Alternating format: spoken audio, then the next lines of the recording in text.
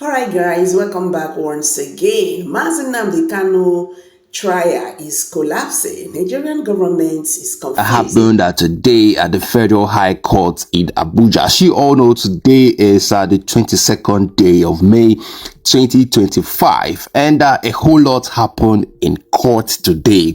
In fact, today the pressure, it was now on the prosecution, and today's hearing was really intense, not just because of what was said in court, but because of how the judge came hard on the prosecution.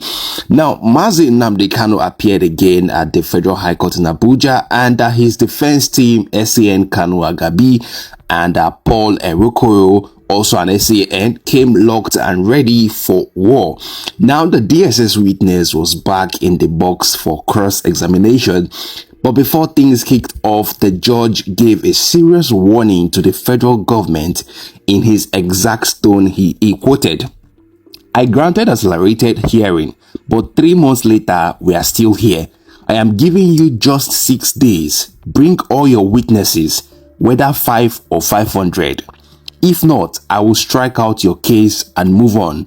Don't forget, someone is still in detention." That was what the judge said in his tone. Now, that statement, set the tone for today. The judge was clearly, tired of the delays and, the games that have been going on with this particular case. Once again, the second DSS witness could not hold ground under questioning. When asked simple questions, his answers were shocking. He didn't know if KANU'S international passport was in their custody. He didn't know if KANU traveled or where the broadcast came from. He said he didn't know if Biafra was proscribed, only that IPOB was. He didn't complete it. He admitted he never got any statement from Mazi Kanu. He also admitted that he had no investigation report in court, said the government has it. He also said he confirmed that before IPOB was proscribed, it was not illegal. He also said he agreed that not all IPOB members are criminal. That was what the witnesses were saying. Now, there came the real embarrassment. When asked if he had any proof, any name, video, voice clip, or person who said Kanu told them to commit violence, the witness now replied, no, there was no evidence. And imagine. Now, the defense team submitted a flash drive, filled with video clips, and the court played them right inside. And the clip one. A man said, "If you're depending on police for protection, you will all die." Witness said it was not his DG. They now played the second clip. Another man said, "People must rise and defend themselves. Waiting for security forces is useless." Witness now confirmed, yes, that our DG, Oluwatosin Ajayi, he agreed with everything the DG said. Clip 3, Governor Hope Uzodinma was seen on tape saying killings in Olu were not done by IPOB but by politicians. This was the same man who previously blamed IPOB. Clip 4, General T.Y. Danjuma was seen warning that if you wait for police to protect you, you will all die. He also called on everyone to arm themselves. The DSS never arrested him for that statement. So now, the question remains, why is Kanu the one in prison? After the defense finished with the videos, witness number 2 was discharged, but then the prosecution had nothing else. Their witnesses wasn't ready. Again, the judge, didn't smile. He reminded them that if they don't complete their witnesses within 6 days, he will strike out the entire case. He even advised them to reduce the number of witnesses so the matter can end quickly. So after all the drama that happened today in court, the case has now been adjourned to these dates: May 28th, 29th, June 6th, June 16th, June 18th, and June 19th, 2025. That was everything that happened today in court. Anyway, this is actually Charles Okocha. He has a whole lot to say on what is going on. I want you all to listen to what this man has to say. Don't forget to drop a comment, drop a like, and subscribe. Stay tuned, guys. the federal government of Nigeria, it is clear that they don't want to leave Nnamdi Kanu. If not, they could have withdrawn the case. So no need to try Nnamdi Kanu if they want to free him. So that is apart. There are 2 occasions that scares the federal government of Nigeria. Just 2 occasions. And that led to the appeal court of Nigeria discharging Nnamdi Kanu, acquitting him of all charges. What could that be? Number 1 is that Nnamdi Kanu did not jump bail. According to the Supreme Court judgment, according to the appeal court judgment, he fled for his life because the military invaded his house and they killed so many people. This is established, okay? That is number 1. The second thing that scares the Nigerian government about Nnamdi Kanu case, and they never wanted to hear this in court, is that they kidnapped Nnamdi Kanu from Kenya. So there was a question that was put before the DSS witness BBB in the cross-examination of yesterday, and as you can see what Premium Time published, that is just the issue that happened, that transpired yesterday. They asked this man, how did you people brought Nnamdi Kanu into the country? He denied that the Department of State Service did not do that. Malami, the former Attorney General of the Federation, lied that it was the DSS that brought him into the country before, everything started escalating and they started denying. Now the question is, who brought Nnamdi Kanu into the country? Then if you don't know, who handed it over to you? Are you going to say you don't know who handed it over to you?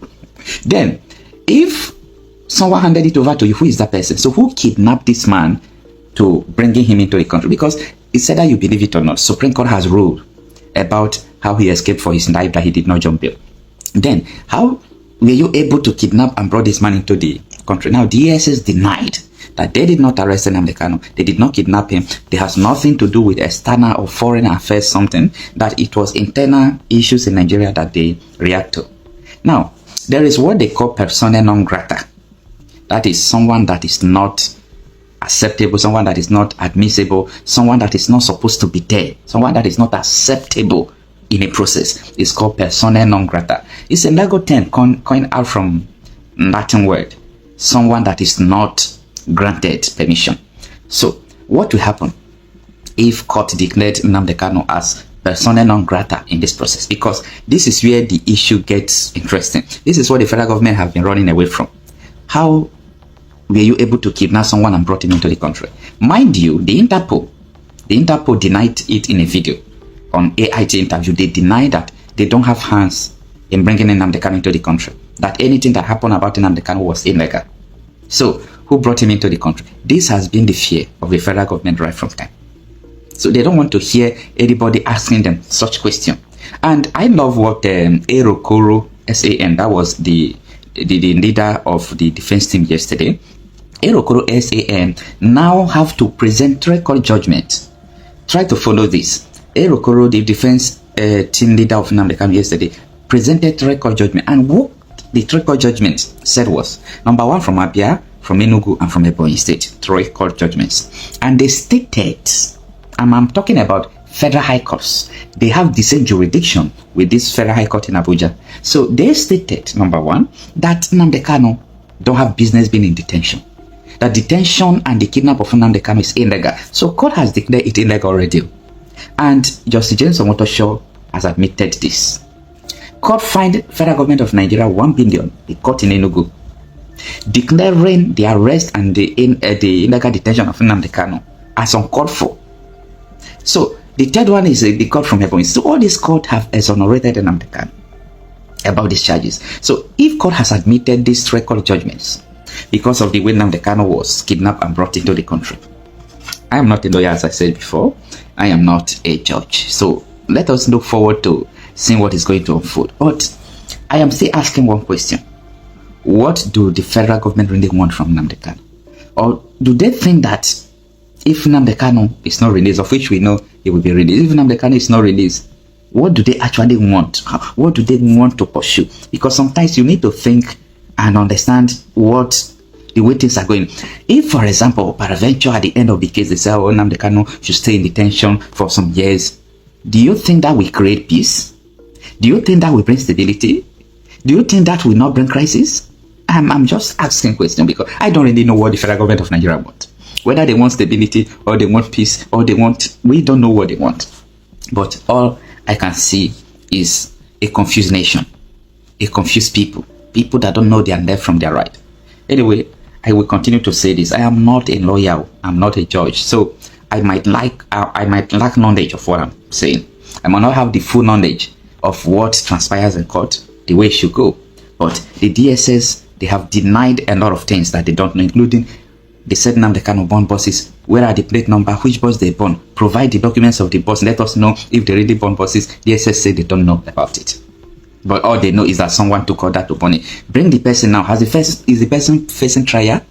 They said they don't know. So all these issues are so controversial, and you know, it's not a new thing. We understand that they are manufacturing, you know, cases against Nnamdi Kanu. This is a proxy war. In my previous video, I talked about how Tinubu made mention of grab it, snatch it, run away with it. Okay, and I was saying that during the election, people were stabbed in Lagos. A lot of people were stabbed. A lot of violence happened. Are you going to arrest Tinubu that someone stabbed somebody elsewhere?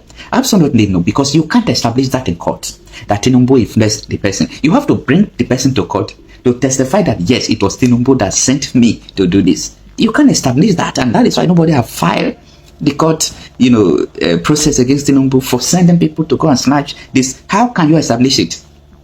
Did you arrest anybody and the person said it was Tinubu that sent them to go and snatch it? Absolutely no. So this is a very, you know, terrible situation. I am trying to explain to people that Nigeria, most of their so-called leaders don't think. If they think, this case should not have even started. That after you kidnap somebody, you think you can go and confine the person? You came to his house, you said he jumped bail. Who are they going to come to his house and start shooting, killing people, you're present and you will stay? Why did you send them to go and assassinate Nnamdi Kanu when he did not jump bail? These are the issues we must discuss. These are the issues we must raise above the bar. That people won't tolerate anything apart from freedom for Nnamdi Kanu at the end. People won't tolerate it because there have been injustice. The DSS said that it's only 15 days someone ought to be detained before they could charge him to court. And the defense team that time, Kanu Agabi, was asking him, are you aware that this man has been in illegal detention for 4 years? So, and I discovered that DSS is under the office of National Security Advisor Nuhu Ribadu. So directly, it is Nuhu Ribadu that has the brain of anything about the Nnamdi Kanu case under Tinubu's regime. Nuhu Ribadu is the one that will tell Tinubu to continue the case. Tinubu don't continue the case. So Nuhu Ribadu is the one trying Nnamdi Kanu directly. Nuhu Ribadu is the one trying Nnamdi Kanu directly. It's not even the Attorney General of the Federation, Lateef Fagbemi. Yes, he is in charge. That sends lawyer, that fight case for government, but he can't do alone without the office of the National Security Advisor, which the DSS is under. If you don't know this, know now. So it is Nuhu Ribadu that is trying Nnamdi Kanu today. I know that nobody will tell you this. If Nuhu Ribadu don't want this case to go on, tomorrow you will see they will release Nnamdi Kanu. So it is Nuhu Ribadu that is trying him. But what we are waiting to see is how everything is going to go. Because we know the truth. We know what transpired. We know what is going on. We know those who are killing people in this country. We know those who are sponsoring them. Let me repeat that. We know those who are sponsoring them. They are working free. Some of them are in Aso Rock. Some of them are everywhere. Police commissioner told us they arrested lawmakers who were bandits. No case charge on them up till now. We are monitoring the case. Nobody were charged to court. DSS officials were arrested for aiding Fulani terrorists. Zulu, the Borno governor, just announced yesterday that politicians and military officials with police and forces, all of them, that they are collaborating and supporting terrorists in Nigeria. All those things, they don't want to look into it. They really want to focus on Nnamdi Kanu. That the Federal High Court has discharged and acquitted. A big court of Nigeria has discharged, acquitted. But that is the man they want to focus. This thing, it go over them. It go over them. Because it not get as you won't convince this man where you don't go cause wahala. Now wahala no won't go cause. Unless you people know what you are doing. At the end of the case, all we want to hear is that this man is free. And that is the reality. And that is what is supposed to. Alright guys, what's your take on this? I'm telling you, this is getting very, very much interesting. Please, let's hear from you. Drop your comment below the comment section. Thank you. See you in my next video. Bye for now.